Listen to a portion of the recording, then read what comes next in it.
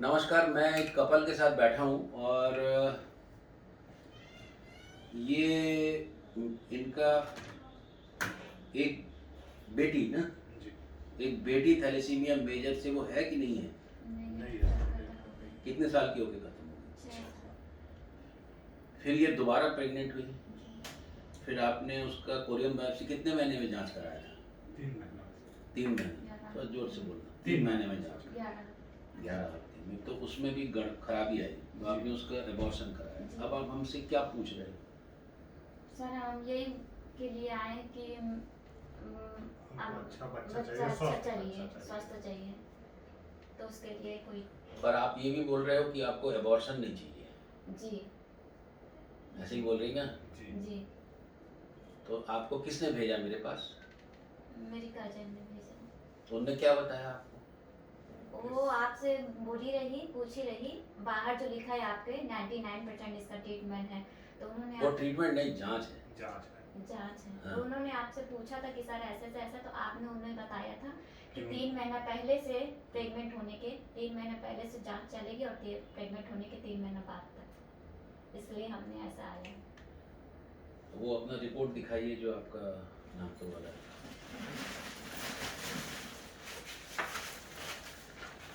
मैं कुछ चीज़ें यहाँ बताना चाहता हूँ जो ये लेडी पूछ रही है। इसको 2 बार थैलेसीमिया का बच्चा हो गया, अभी ये प्रेग्नेंट नहीं है और ये चाहती है कि एक ऐसी प्रेगनेंसी हो जिसमें थैलेसीमिया ना हो, और ऐसी चाहती हो ना। और दूसरी बात ये है कि ये भी चाहती है कि यदि प्रेगनेंसी हो तो मैं वो जांच ना कराऊं कि मुझे फिर से उस एबॉर्शन के दौर से गुजरना पड़े। सर जांच कराऊं लेकिन बच्चा स्वस्थ हो। जी। This is very important. जांच कराऊं क्योंकि मैं तो नहीं चाहती कि एक बार मैंने धोखा खाया कि मैं बार बार धोखा खाऊं।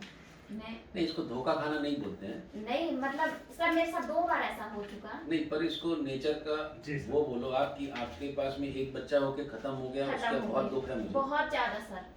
मैं वो समझता हूँ। पर जो दूसरी प्रेगनेंसी हुई उसमें आपने जांच कराने उतना तो आपके पास में एक ज्ञान आ गया था कि जांच करा सकते हैं। जी सर। जी पर प्रॉब्लम ये हुई है कि ये जांच कराए थे, और मैं ये डिटेल कहाँ का है नहीं बताऊंगा, पर कोरियन बायोप्सी में presence of homozygosity for beta thalassaemia लिख दिया गया। ये नहीं बताया गया कि बीटा थैलेसीमिया का कौन सा म्यूटेशन है। बेसिकली इसको मैं इससे जो मैं आपको समझा रहा था जी। कि सपोज ये फ़ोन खराब है, जी। तो फ़ोन खराब है, जी।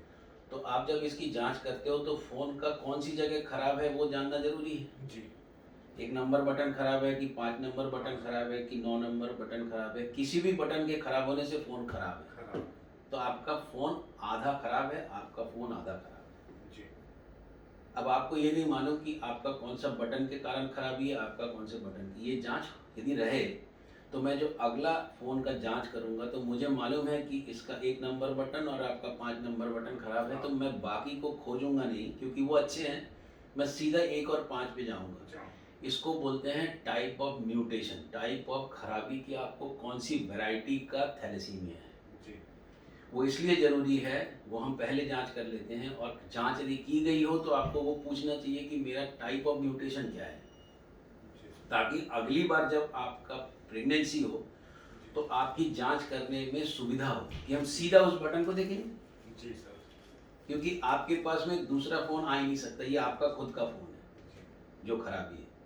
तो बेसिकली जब भी जांच कराएं तो जो मैं सबको बोलता हूं कि कौन सी वैरायटी का थैलेसीमिया है वो जांचना बहुत जरूरी है, क्योंकि बहुत सारे वैरायटी के गड़बड़ी होने से फ़ोन खराब होता है। सर तो ये जांच वाले को परख करना। एग्जैक्टली, ये जी। आपको भी जानना चाहिए, सबसे मालूम नहीं रहता, पर ये जब तक जानकारी जागरूकता नहीं होगी तो आप भी पता नहीं नहीं कर कर पाएंगे। जितनी हमको जानकारी थी उतना हमने टेस्ट कराया। जी। जी। अभी ये लेडी मेरे से पूछ रही है कि मैं जांच तो करा लूंगी पर मेरे को बच्चा अच्छा चाहिए, तो वो कैसे चाहिए?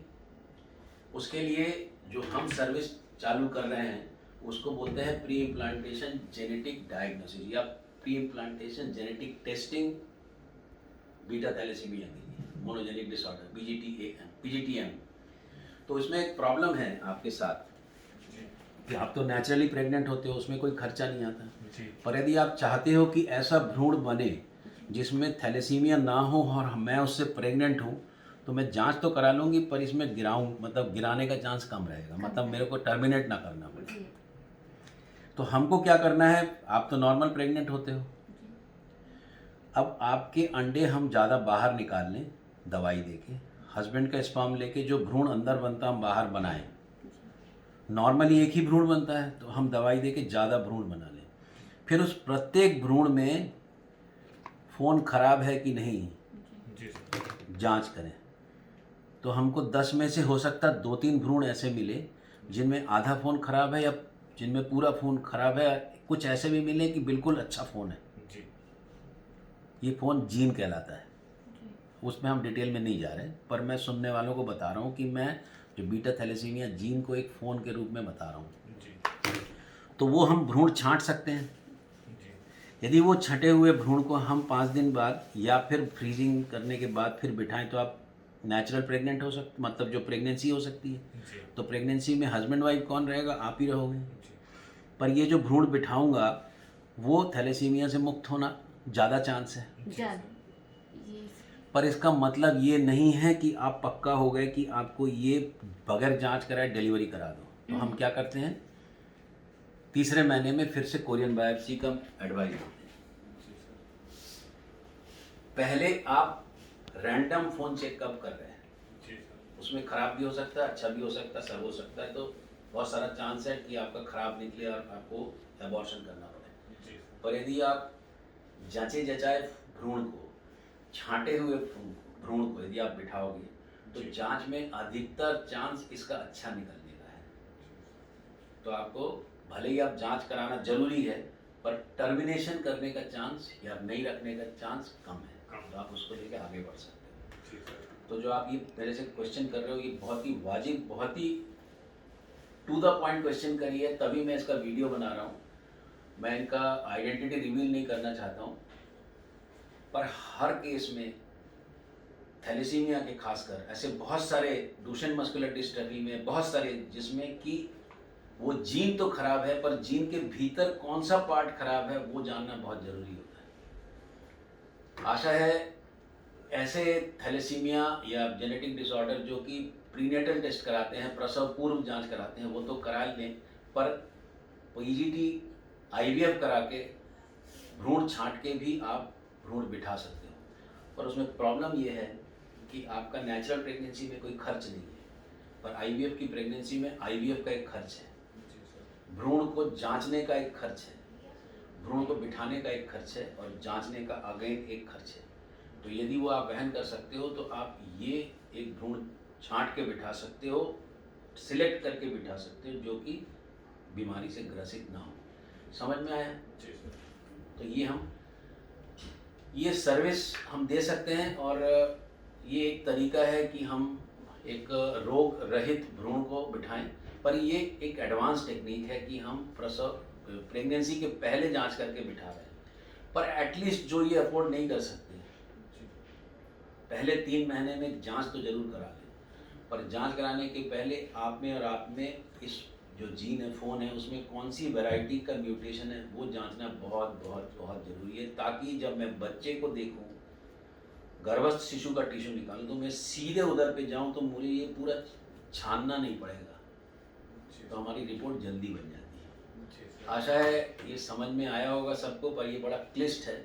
कुछ और पूछना है? क्या? सर मेरे को ये पूछना था, जैसे कि आप हम दोनों का भ्रूण बोल रहे हैं, अगर मैं चाहूँ कि जैसे कि इनका नाम, वो तुम ये वाली बातचीत आगे बढ़ाएंगे, और सुनने के लिए बहुत बहुत धन्यवाद। और जो भी एंटीनेटल डायग्नोसिस कराना चाहते हैं, जो भी प्रीनेटल डायग्नोसिस कराना चाहते हैं, थैलेसीमिया को आप इस तरीके से आने से रोक सकते हो। सुनने के लिए बहुत बहुत धन्यवाद।